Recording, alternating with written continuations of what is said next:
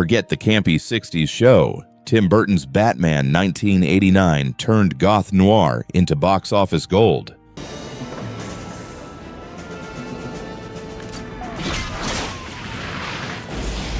With Michael Keaton, Jack Nicholson, and a city drenched in Art Deco gloom, the film reshaped superhero cinema. Hold on. But behind the cape? Chaos, controversy, and some genuinely bonkers secrets.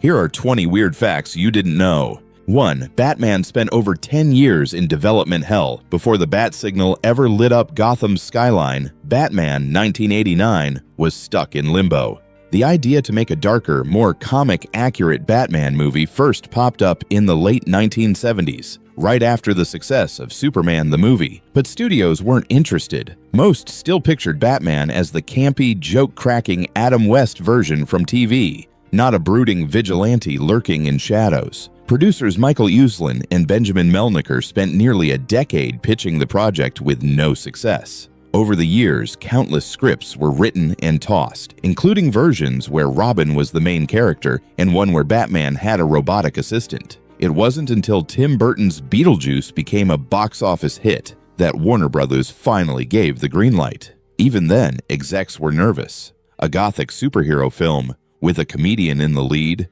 no one was sure it would work, but it ended up changing everything. 2. Michael Keaton's casting sparked over 50,000 complaint letters. When Warner Brothers announced that Michael Keaton, best known at the time for comedies like Mr. Mom, would play Batman, fans freaked out, and not in a good way. Over 50,000 protest letters poured into the studio's office. This was pre-Twitter outrage, so fans had to really mean it. To them, casting a 5'9" comic actor with no action roles felt like a slap in the face to Batman's legacy.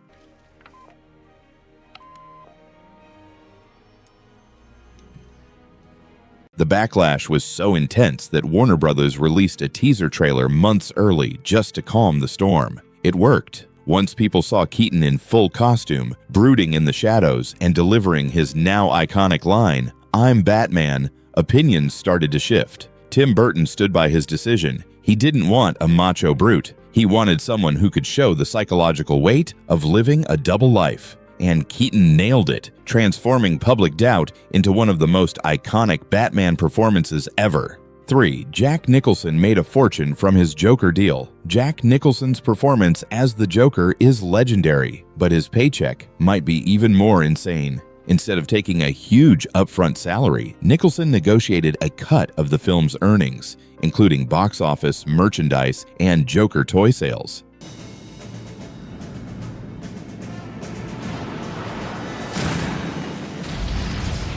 And it paid off, big time. Reports estimate he earned between $50 to $90 million, making it one of the most lucrative deals an actor has ever made. He also had some wild perks in his contract: flexible shooting hours, approval over the makeup design, and even days off to attend Lakers games. At the time, many thought the deal was outrageous, but it set a new standard for back-end negotiations in Hollywood. And Nicholson's Joker became the gold standard for comic book villains, with his smile and his paycheck burned into movie history.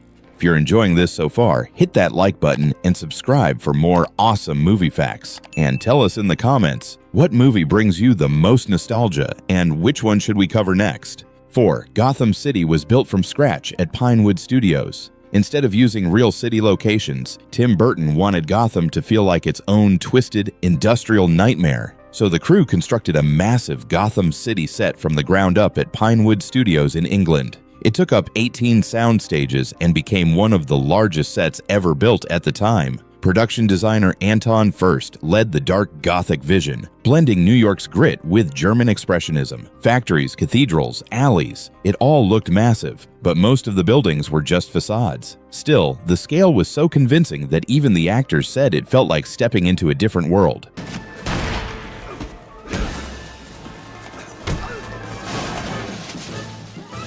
This enormous, grimy playground became one of the film's most iconic elements and won first an Academy Award for Best Art Direction. His Gotham wasn't just a backdrop, it was a character all on its own. 5. Michael Keaton's casting caused massive backlash. When Warner Brothers announced that Michael Keaton, best known for comedies like Mr. Mom and Beetlejuice, would play Batman, fans lost it. This was pre-internet, but the studio received over 50,000 protest letters from outraged comic book fans who didn't think Keaton could pull off The Dark Knight. People expected a tough, towering action star, not a quirky comedian. But director Tim Burton believed Keaton's intensity and internal darkness made him the perfect Bruce Wayne. Keaton even studied obsessive personalities to nail the character's tortured duality. In the end, critics and audiences were stunned. Keaton delivered a brooding, iconic performance that redefined Batman for a generation.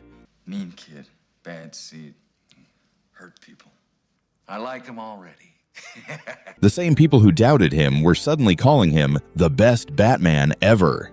And today, his return in The Flash sent nostalgic shockwaves through pop culture, proving the doubters very, very wrong. 6. 25-plus actors were considered before Keaton got the role. Before Michael Keaton ever stepped into the cowl, Warner Brothers was on a wild search for their Batman. And the shortlist? It was chaos. They looked at Mel Gibson, Kevin Costner, Tom Selleck, Harrison Ford, Pierce Brosnan, even Bill Murray.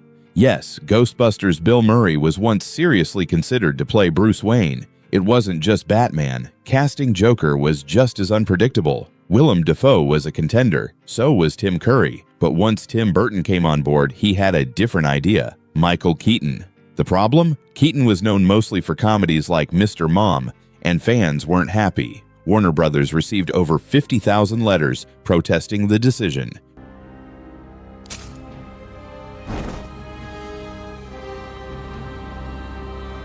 People thought casting a funny guy as Batman would kill the movie, but Burton had a vision, and Keaton brought something no one expected: intensity. In the end, the gamble paid off and changed superhero casting forever. 7. Vicky Vale was recast just days before filming. Originally, the role of Gotham's top photojournalist was given to Sean Young, but just before filming began, she was injured while horseback riding during a scene rehearsal. With the clock ticking, the production scrambled and landed Kim Basinger as a last-minute replacement. Basinger joined the cast just 1 week before filming and had almost no prep time. She dove headfirst into the role, quickly adjusting to Burton's dark vision of Gotham and the intense pace of the production. Her chemistry with Keaton worked, and audiences embraced her take on the character.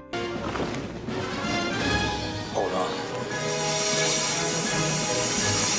Even though she was never part of the original plan, behind the scenes, the sudden casting change caused chaos with wardrobe, scheduling, and rewrites. But it paid off. Vicky Vale became one of the most memorable love interests in superhero movie history. 8. The Batsuit made Michael Keaton nearly blind. Batman looked menacing in his new matte black suit, but wearing it was a nightmare. Designed by Bob Ringwood, the suit was made of thick rubber, glued together in sections, and offered almost zero flexibility. Michael Keaton couldn't move his neck, see clearly, or even hear properly once the cowl was on. He described it as claustrophobic and suffocating. The eye holes were tiny, the ears pressed in hard, and he was constantly overheating. Keaton later said the suit helped him find the character because it isolated him from everyone else on set.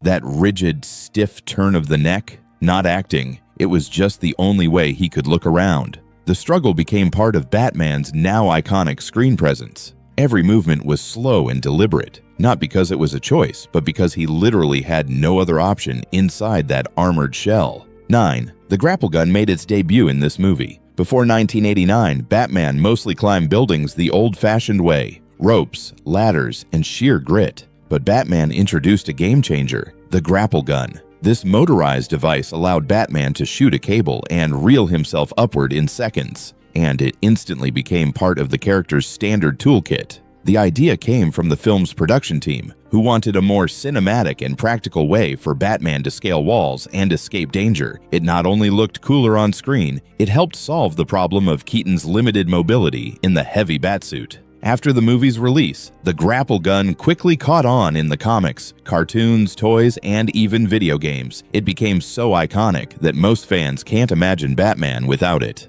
In a movie filled with iconic moments, this small gadget upgrade became one of the most lasting contributions to the entire Batman mythos. 10. A reel of Joker footage was stolen mid-shoot. During production, one of the most unexpected problems wasn't creative, it was criminal. About 20 minutes of raw footage featuring Jack Nicholson as the Joker mysteriously vanished from the set. The footage was believed to have been stolen, not accidentally misplaced, triggering a security panic across the entire production. The missing reel reportedly included early scenes of the Joker's transformation and key dialogue moments that hadn't been backed up. Warner Brothers immediately called in the police, and the studio tightened security on all future shoots. Lockdown procedures were introduced, and sensitive footage was placed under constant surveillance. The incident never made it to the headlines in a big way at the time, but behind the scenes, it caused serious tension. While the stolen material was never recovered, the production pushed forward, and Nicholson's performance still came through as one of the most unforgettable villain turns in movie history.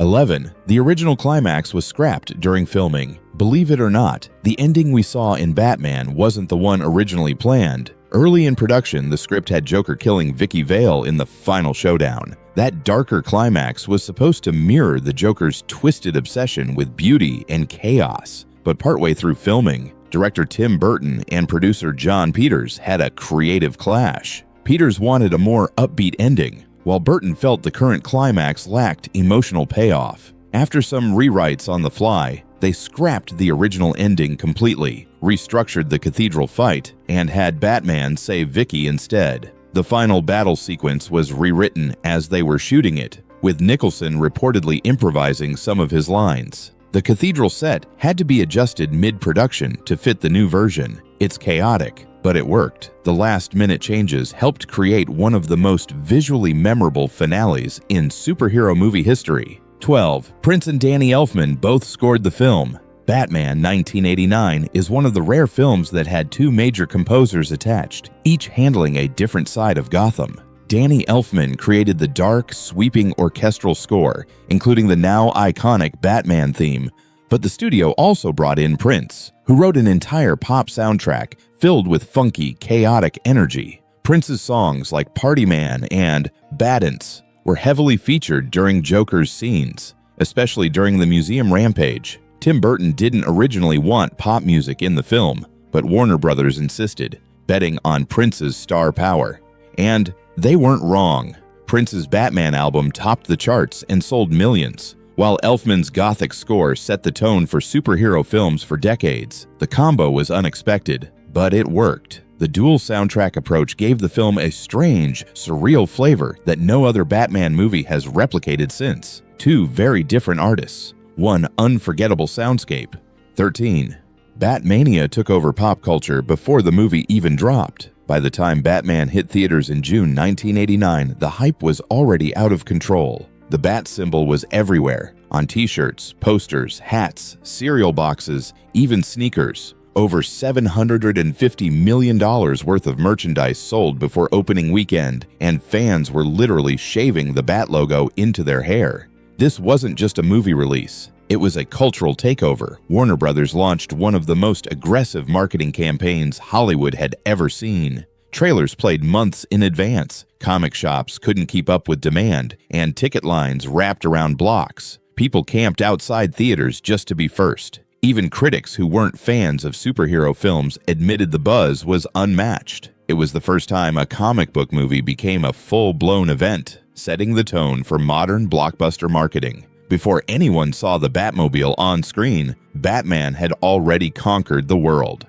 14. The iconic Batman logo was designed to cause confusion. That sleek, gold-on-black bat symbol you saw everywhere in 1989, it wasn't the traditional one from the comics. Production designer Anton Furst and graphic artist Bill Garland created a new version, intentionally ambiguous. Some people saw a bat, others thought it looked like a mouth with teeth or a winged creature with fangs. That mystery was part of the plan. Warner Brothers wanted a logo that sparked curiosity, not clarity.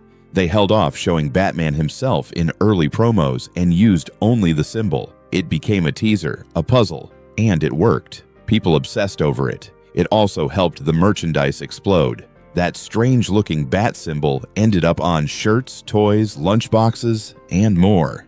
Even decades later, fans still debate what they're actually seeing. Instead of spelling things out, Batman used its logo to build mystique, and that weird golden shape became one of the most recognizable movie symbols of all time.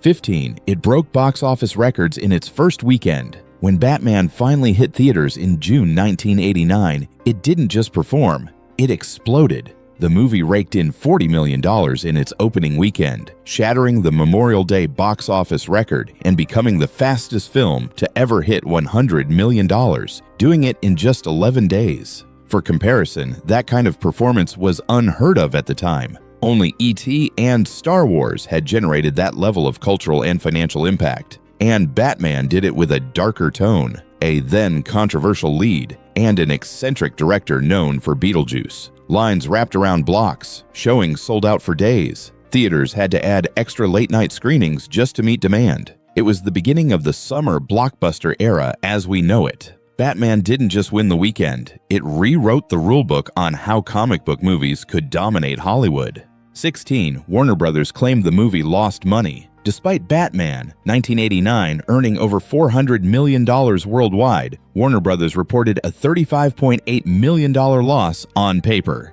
How? Welcome to the world of Hollywood accounting, a system so complex it can make a blockbuster hit look like a financial flop.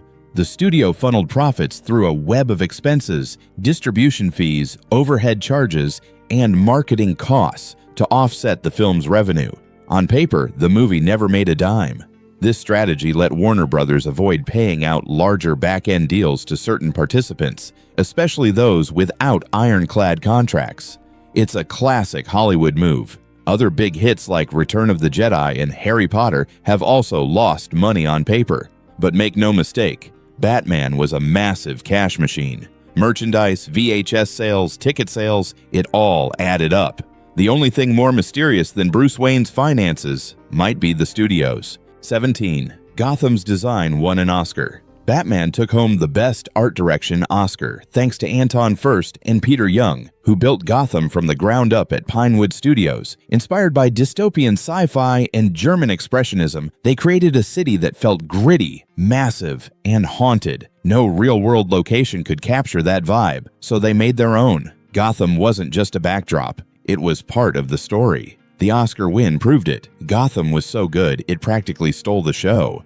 18. Batman's true co-creator went uncredited. While Bob Kane got all the credit, Bill Finger, who helped create Batman's look, Gotham, and key villains, wasn't mentioned anywhere in the film. His name had been missing from comics and movies for decades, despite shaping nearly everything iconic about the character. It wasn't until 2016 that DC and Warner Brothers officially began crediting him. Finger never lived to see it, but without him, Batman as we know it wouldn't exist. He was the silent architect behind the mask. 19. Burton's Batman inspired the legendary animated series. Batman 1989 didn't just change movies, it paved the way for Batman, the animated series. Creators Bruce Timm and Paul Dini lifted Burton's moody tone, Art Deco Gotham, and even used Danny Elfman's score. The show introduced Harley Quinn, redefined Mr. Freeze, and gave us Kevin Conroy's iconic Batman voice. For many, it became the gold standard of superhero storytelling.